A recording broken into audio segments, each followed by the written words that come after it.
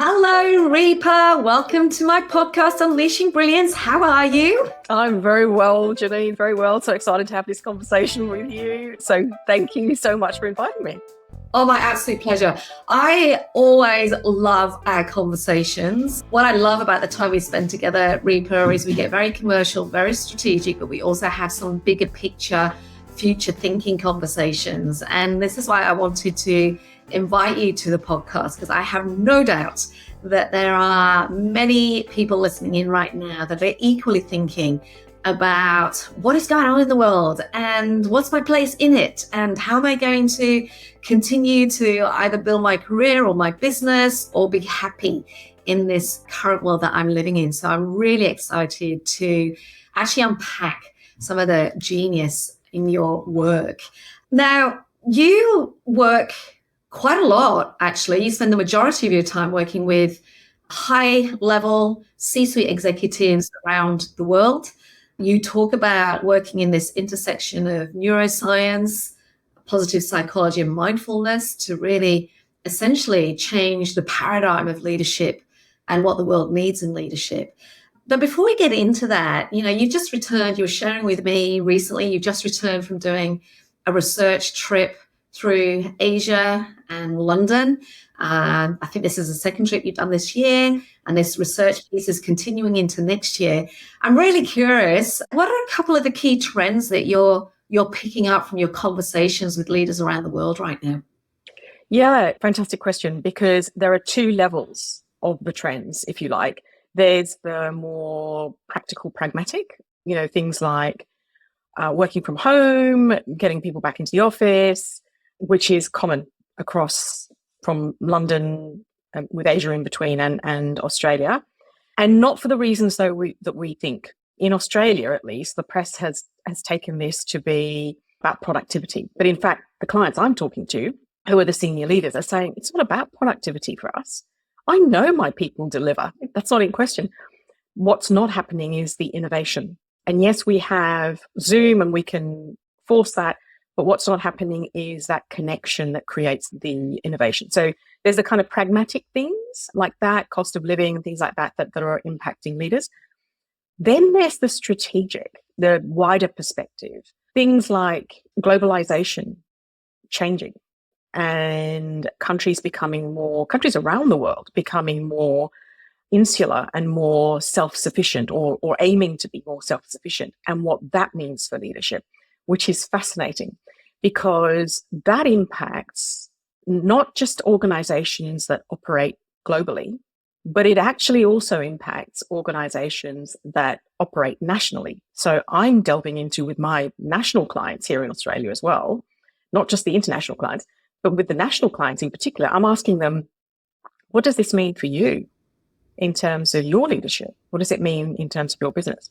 And what's going to become really interesting for our listeners is how your work actually is supporting the strategic shift for those leaders, and equally it can and absolutely does support the strategic shift that many business owners need to make as they start planning out and navigating this slightly challenging world or different world that we're in right now. Before we get into that, the one thing I've always loved is when I've heard you introduce yourself.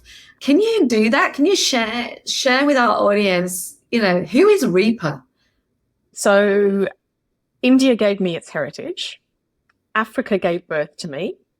The UK raised me, and Australia adopted me almost 30 years ago, which is probably showing my age. And the only habitable continent that I haven't touched is America. My professional career started off as a lawyer, and my last legal role was head of legal for the institutional bank at ANZ. I then moved on to the business side at ANZ, so head of strategy for the international trade finance business, where I helped run a profit and loss, a global P&L, and a global team. And I worked for an amazing leader there, one of the two amazing leaders that I've worked with in my career. And it was that role that I left 13 years ago in May this year, to start the business that I now run. So before we start going into that, that's beautiful experience of your life so far in terms of where you're born, who raised you, etc., etc. What do you think that has gifted you as an individual? I think that can be summed up in what I call myself, which is a Britallian, which is a British Australian, and it's got bits of India, bits of Africa inserted into me. But I couldn't find a phrase that just neatly had all four of those things. What it's gifted me, I think, is perspective. So different perspectives and being able to take different perspectives. So I have a strength where I'm very curious when things happen or someone does something.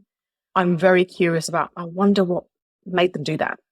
And I stand in their shoes. I think there are many things obviously it's given me, but I think that's the biggest strength I've gained, which gives me perspective beyond my own view.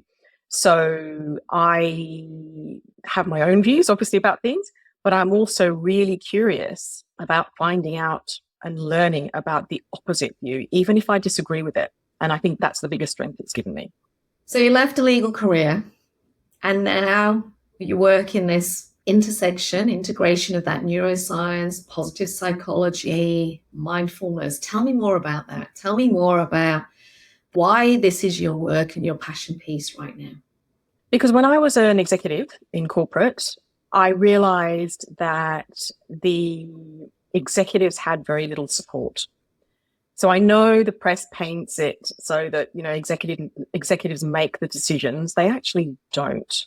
They implement decisions that are made by the board. But you can't come out and say that. So in that situation, I experienced a lot of stress.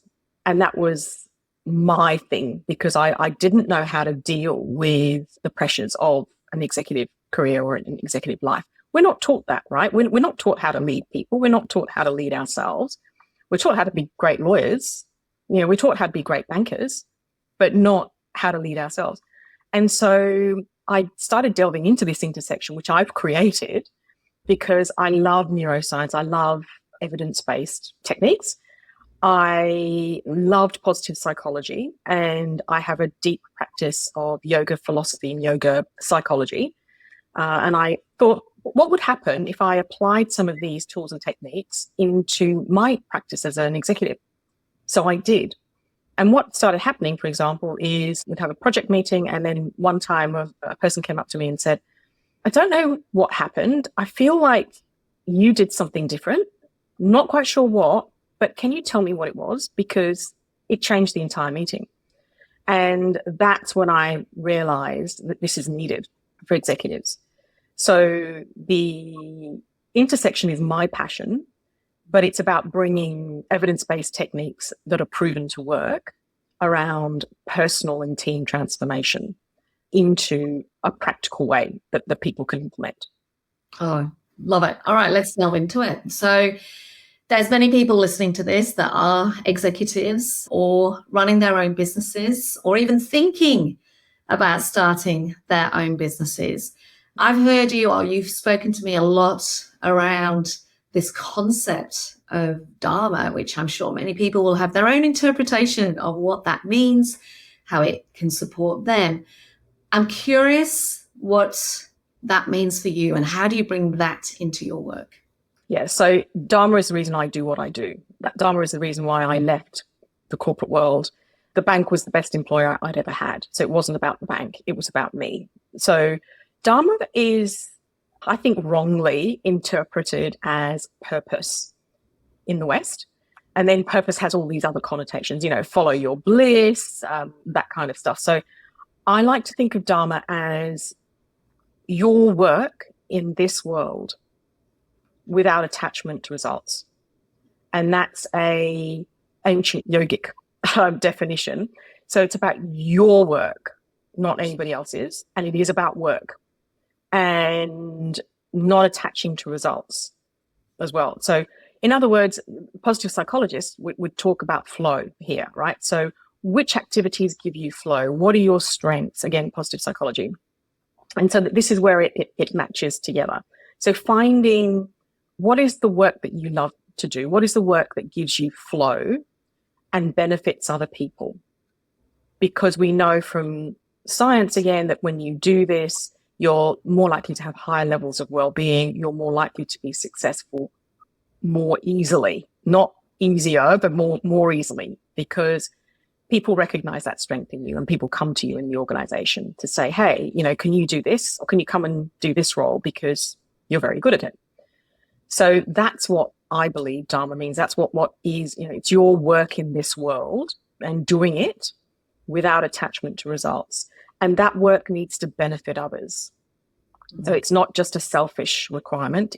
We're all held together in the yogic view. We're all held together by an energy. And this is, quantum physics as well. So it's not just the yogic view, but we're held together by an energy. And the integrity of that energy in the universe is each one of us doing our work. Each one of us working on purpose will hold the integrity of the universal energy. So if I was listening in, I'd be going, yeah, I get that. That makes absolute sense. But how on earth do I find that? What do I need to do? So whether, you're thinking about making a change, whether you're trying to determine the next 5 years, how do you get started with trying to work that stuff out? Yeah, great question. So I use a framework of 4, which is again based in yogic philosophy, but let's make it really practical. And I'd like to make it really practical from an individual executive level and a leadership team level as well, to show you how this can be applied. And it's not an esoteric theory. So starting with purpose, there are 4 elements that you need to feel fulfilled. The first is purpose. The second is pleasure. The third is prosperity. And the fourth is freedom. And so we've talked a little bit about purpose or Dharma. So as an individual, you probably already know what your Dharma is. Most people do. And so when I'm working with clients, I take them through a strengths exercise because that's the easiest way to recognize it. If you don't have that readily available, look at what people say about you. Oh, you're really good at X. Can you come and do Y? What have you, ask your siblings when you were growing up, what are you known for in your family? Organizing events, whatever it is, other people see us differently. Other people recognize our strengths before we do. From a team perspective, we can do that in a number of ways. We can do the strengths exercise. There's another facilitated process that I use with a team. And what I do is do individual strengths and then collective strengths. And that's important in a team because when we start looking at what's the plan, we want to make sure that people are in flow and doing their best work. We want to put people with strengths that are aligned to that work, working on those projects. So that's where I would suggest people start. Excellent. And can we just unpack the other 3 areas? Because I do think this concept of, as we've heard many people talk about purpose, Simon Sinek and his book around it starts with why, people trying to work out their contribution. That immediately in itself, I think for some people fuels such challenge. I love your angle around, what is your work, trying to find your work in this world without attachment to results. But if we go through those other 3, pleasure, prosperity, and freedom, I'm curious as to how they help shape up that understanding of Dharma. Yeah, great question. So this for me is a framework and we look at all 4. So when I'm working with an individual executive or with a team, I look at all 4. And I should have added with the purpose for the team, it's also about defining that. So why does this team exist? Beyond KPIs, because you're experts, you can deliver those KPIs yourself. But as a team, why do you exist? And then defining what that purpose is and what are the behaviors that we expect to see. So then the others come into play. And if we look at prosperity, most people that I work with focus on this, right? So if we're going to be successful in life, we focus on how much money do I need to make? I need to buy a house, I need to provide a roof over my family's head. I need to put food on the table. I need to have a reasonable lifestyle. So that one is usually pretty easy. So prosperity is not always money, but in this context, if you're looking at a career or you're looking at a leadership team, usually that side is nailed, right? So I don't think people need much guidance on how to do that. From a pleasure perspective, this is about enjoying your life more broadly. And so the definition of Dharma that I spoke about is doing your work, the stuff that you love to do, so that moment to moment you're experiencing that flow, which is pleasure, right? And that's where you gain pleasure. Looking at your other areas of your life and looking at where you get pleasure from friends, from family, from activities that you engage in. So that's all really an important part of the framework. And then finally, freedom. So this is a tricky one, because what do I mean? Freedom from what? It's about self-realization and self-actualization. So big words, but what it means is the reflective piece. What do I need to change? How do I need to be differently? So not what do I need to do differently, but how do I need to be differently in order to, make the other areas integrate into my life. So if I'm living my Dharma, then chances are you need to change a few things around. So how do I gain that freedom to be able to live my Dharma? That requires a change in me. From a leadership team perspective, it's about building in that time for reflection, even for actually an individual executive. It's about building in that time regularly to reflect, because wisdom, and I wish I had a whiteboard because I'd draw this up. I would draw up knowledge plus experience, and I'd put a bracket around those two things, multiplied by reflection equals wisdom.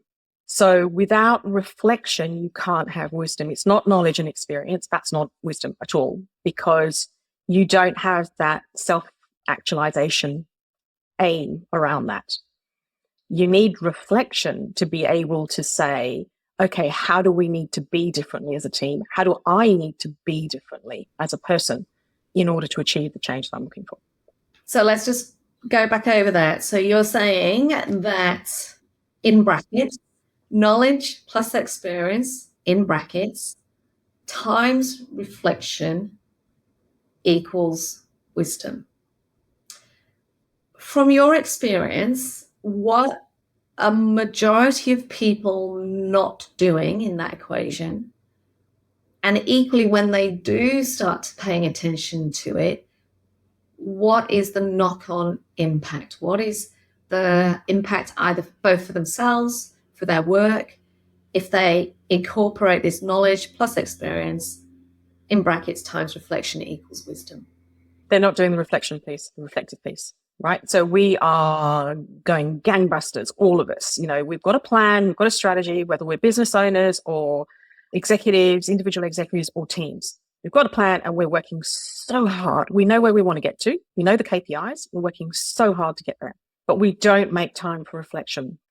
Interestingly, one of the executives I spoke to in Singapore, I said to him, thank you so much for your time at the end.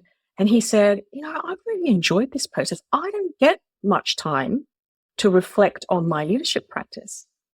That there is an indication of the fact that we don't build in time to reflect.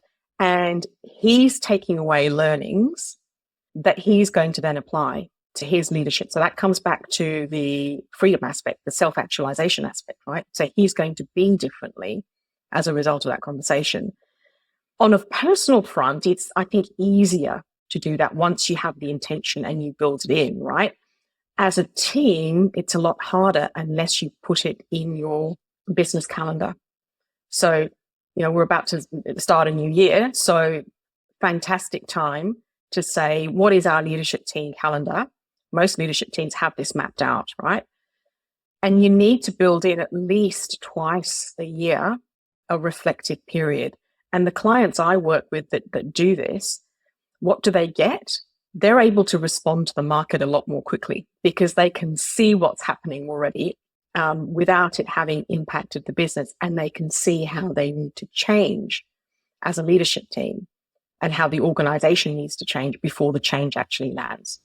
Do you think, from your research that you've been doing, that in this current period of time that we are in, that this reflection piece is becoming more important than ever, to be able to determine the right strategies moving forward or to navigate the period of time that we're going through. Because my sense right now in the busyness is it's the first thing that goes.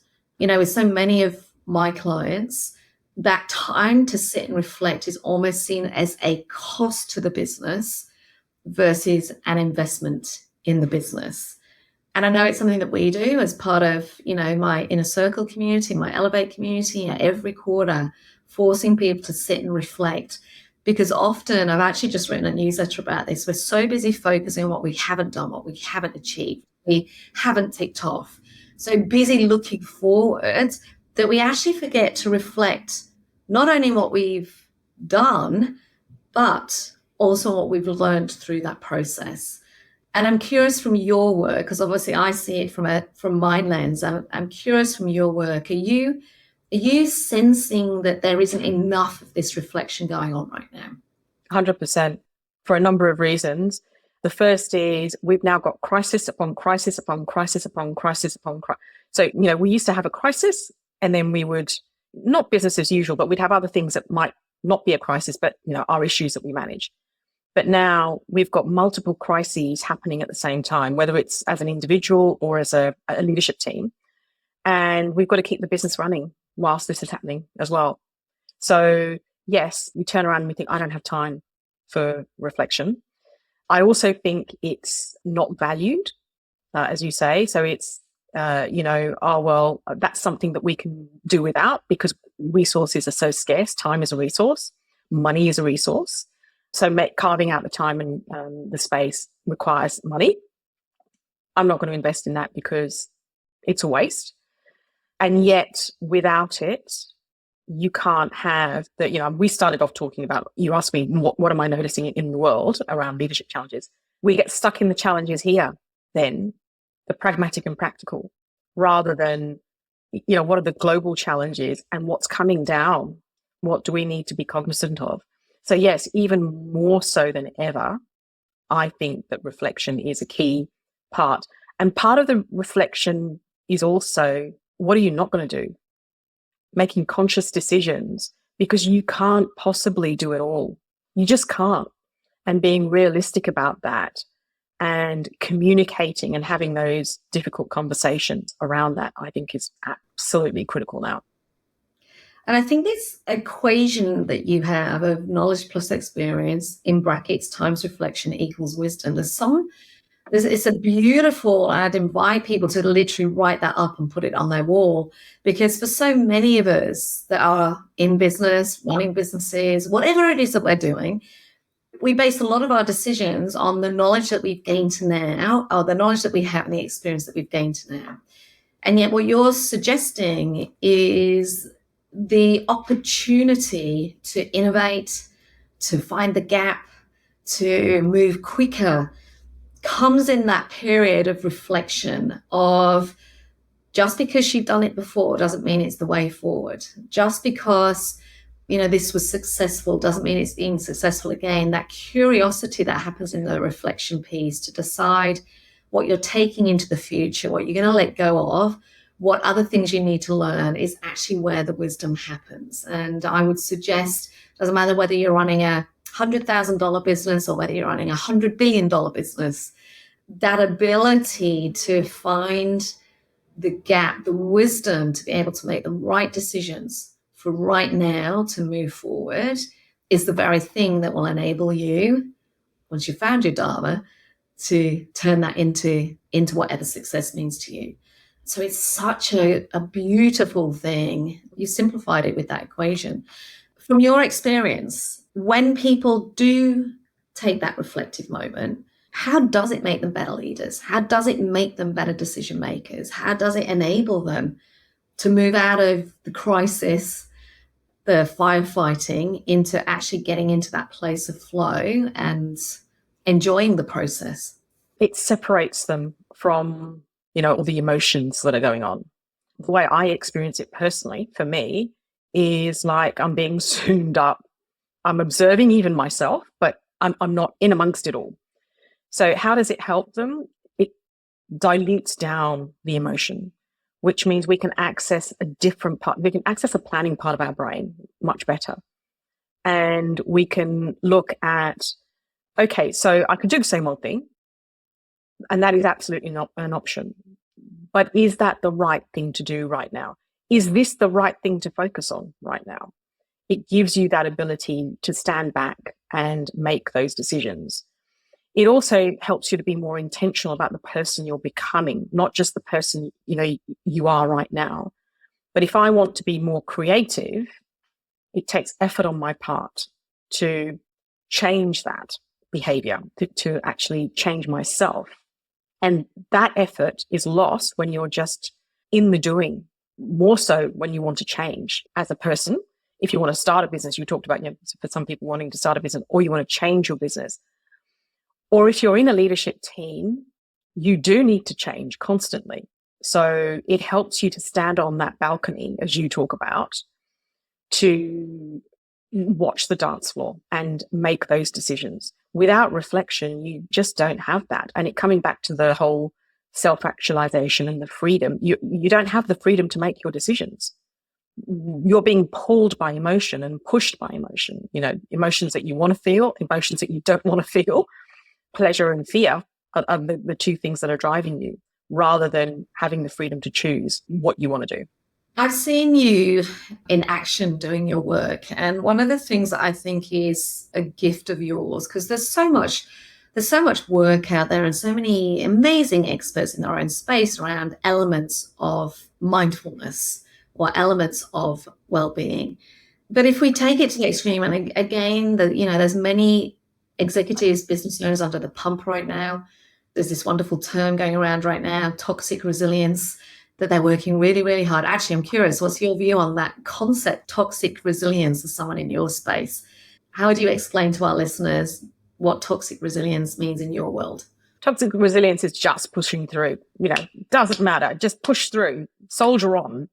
Doesn't matter what hits you, you got to stand firm. You just got to keep pushing. The Rocky Balboa quote, and I'll probably quote it completely wrongly, but when he says to his son, it ain't about how hard you get hit, it's about how hard you get hit and keep moving forward and to some extent, yes, but that to me, it epitomizes toxic resilience. So for me, I talk to my clients about be the river, not the rock. And it's a yogic saying, again, the rock is the resilience piece. And what happens to the rock is it gets eroded by the water, by the river. The river knows where it wants to go. Ultimately, it flows to the sea. That doesn't change. It just finds a different way of going there. And over years and centuries, it may change its course completely, but it gets there every single time. So for me, it's more about two things. There are two things in life, right? Two types of things that happen to you. One are things that you cannot change. Just impossible. And there are other things that you can change. So when it comes to adaptability, when it comes to being the river, you need to work out, can I change this? If not, I have to accept it or adapt to it. Those are the only two choices I've got. And if I can change it, you can be the river and you can change course, right? So for me, it's about adaptability. And what adaptability means is, do you control what's happened? If not, then here are some strategies around how to deal with it. If you do control it, then what are you going to do about it? Unfortunately, we think that we control so much more than we actually do. We can influence a fair bit, but there's very little that we ultimately control everything of. And yet we get disappointed.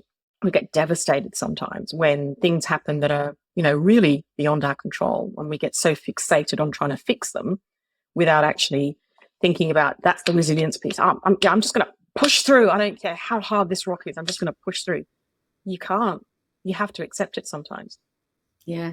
And that's where I've seen you at work, where people who are essentially becoming that rock, and the risk of the becoming the rock is exhaustion, burnout, not being able to make decisions, snap judgments, not actually reading runes, or being, they're so busy racing through, they're so busy being that rock that they're pushing uphill. And the only person that suffers in that is that individual. And what I've seen, where I've seen you work your magic is you don't go all woohoo, but you go very simple as a first step of ownership around self, which I've seen you do, like sleep, get your sleep sorted, or it could be diet, or it could be downtime. So, but all of it is contributing to this ability to slow down, to ultimately be able to reflect so that you can make the right decisions for yourself, for your career, for your business, for the people around you. Have I sort of precede that okay for you? Because she's way smarter than that. Absolutely. No, and again, it comes back to freedom, right? Your freedom to make decisions without any other attachment, to emotion, to depletion, to exhaustion, to anything. So to have self-agency is the first part of self-actualization. You've got to say, look, what do I control and how do I need to change? And start small, because it is overwhelming. It's like a skill, right? It's like strength training. You have to start small. Once you nail that weight, you then go up in weight, or you change the exercise that you do. It's the same thing with, the whole adaptability piece. Sleep is the foundation of everything. If your sleep isn't right, it doesn't matter what else you do. So start small. And then once you've got that down pat, you then build on that foundation. So for our listeners that may be going, gosh, she's speaking to me because I'm heading there, I'm behaving like the rock. You mentioned sleep there. What are sort of a couple of ideas for them once they finish this podcast to go away and just ask themselves or to start getting curious about? So particularly that reflection piece that you're saying is one of the critical parts that people need to invest in. What would you say, ideally, if you were their fairy godmother right now, here's some ideas and some thoughts to just go in, either do, experiment with, play with, so that they can get closer to that part of the equation around the reflection piece to help them become better versions of themselves? I would say start with a short weekly reflection. I love my Saturday mornings. I do this for myself alone. So I might take myself out for a coffee or even sit at home. Just depends what's going on for me. So weekly reflection. And a simple question to ask yourself is, how satisfied was I with this week? And not just focusing on outcomes. What did I deliver? What did I achieve? But more in terms of who you were during that week. Am I satisfied with who I was, how I showed up? To what extent I would rate? So I rate myself, not myself, but I rate how satisfied I was with the week. And then I think about next week. So thinking about my Dharma, how could I have lived my Dharma more? Or how can I live my Dharma next week? What are one or two things that I can do around that? Why? Because I know that's going to give me pleasure. So all the conversation that we just had, right? It's going to give me pleasure. It's likely to make me more successful because I'm playing to my strengths. So prosperity is likely to come in there. And then it gives me the self-actualization piece. So it's a virtuous circle. So we start with Dharma and we end with Dharma. And the reflection piece helps you to keep moving forward towards the person that you want to be. What an awesome exercise to leave people with. I've got one more question. Why is this work so important right now? Why is it important that we do this work? Because there is so much fraction in the world. There is so much disagreement. There's so much noise. There's so much information. There's so much change. There's so much of stuff happening. And this is unprecedented. It's never happened before. It's just accelerating. Unless you take control of your awareness and your focus, because focus is the currency right now, unless you are in charge of that, then you're going to experience burnout and exhaustion. Believe me, I've been there, I've done that. And I see that in some of my clients before I start working with them. We need to find a way, because we're not going to remember what I said about the resilience. We're not going to change the external stuff.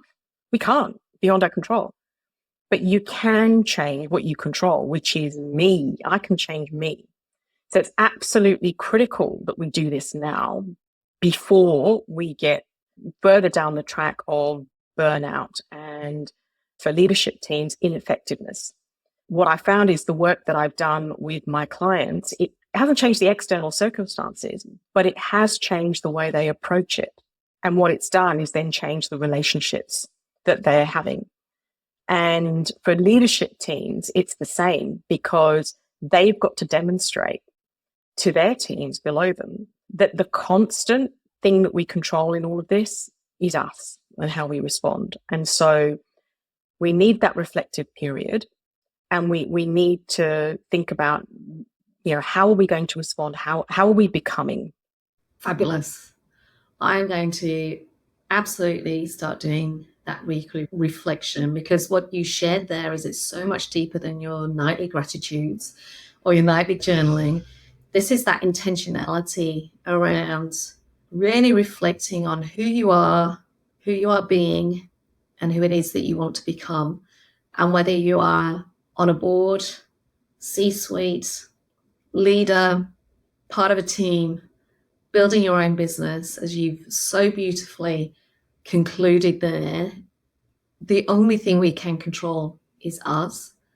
And that is where that ripple effect of change happens. And the result of that is the people around you, but also your own prosperity, your own freedom, your own sense of actually doing the work that you're supposed to do in the world without any attachment to the results.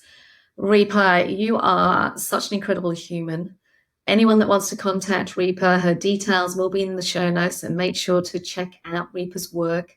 You can be found on LinkedIn. You also do a lot of work as part of the Harvard Business Review, and you're traveling the world. So anyone that is in a leadership position and open to having a conversation with Repa, make sure to chat and reach out. Thank you so much for the work that you do. And I think, when we look at what's ahead of us over the next few years, every one of us needs to take ownership for the work that we're doing and the impact that we're having in the world. And you do great work. And thank you for sharing all that today. Well, thank you so much for having me, Janine. My absolute pleasure.